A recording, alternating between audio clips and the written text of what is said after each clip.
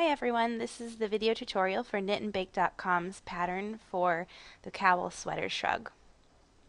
You can check out the written pattern on knitandbake.com, or you can follow the link below to see the pattern. The sweater is knit straight across into a long rectangle, and then you're going to fold it over and sew the seam up in the back. I ended up using 3.5 skeins of Barocco Comfort worsted weight yarn, and I cast on 120 stitches on size 9 US circular needles.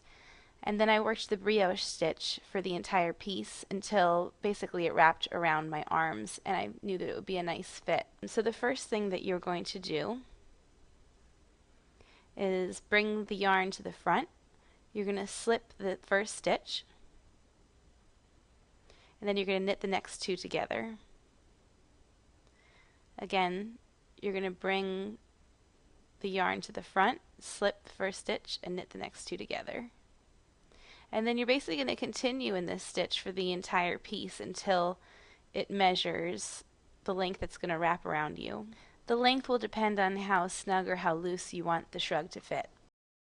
Since this pattern will call for 4 skeins of yarn, you're going to end up having a few loose tails to weave through. So when you're done with the piece, you're going to want to go through with a darning needle and weave in the ends like this.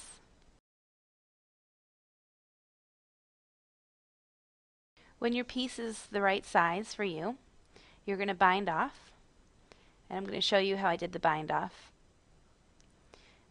I brought the yarn to the front, and instead of slipping the stitch, I did a purl stitch, and then I brought the previous stitch over to cast off, and then the next two, I knit the next 2 stitches together, and then pass the back loop over the front loop to bind off. This is what the piece will look like.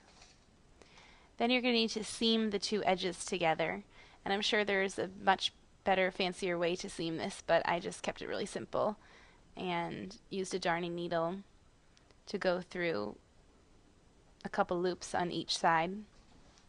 And then I flipped once the seaming was done, I flipped the piece inside out so that that edge was on the inside. If you have any questions, suggestions, or comments, feel free to write them on this YouTube video, or you can go to knitandbake.com and leave a comment straight on the pattern.